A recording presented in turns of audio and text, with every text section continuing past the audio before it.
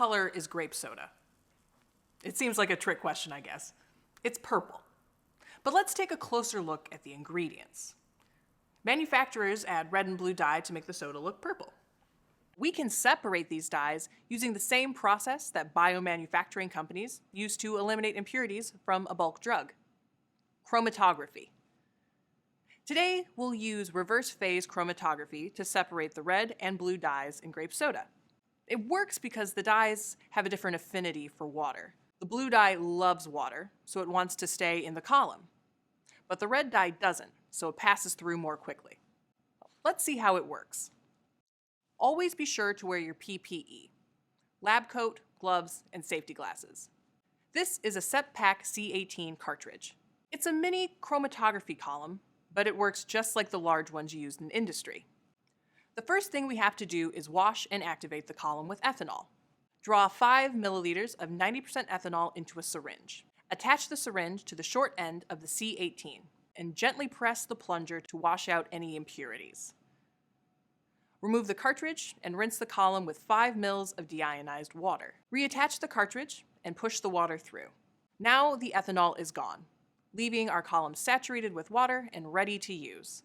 Remove the cartridge and fill the syringe with 5 ml of grape soda. Reattach the cartridge and use the plunger to push the soda through the cartridge. The dye remains on the cartridge, and what passes into the waste beaker is clear. It's the water, dissolved sugars, and salt from the soda. Next, we need to flush the cartridge with deionized water. Fill the syringe with 7 ml of water.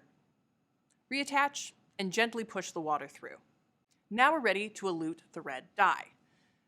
Fill the syringe with 7 ml of 10% ethanol. Reattach the cartridge and push the ethanol through.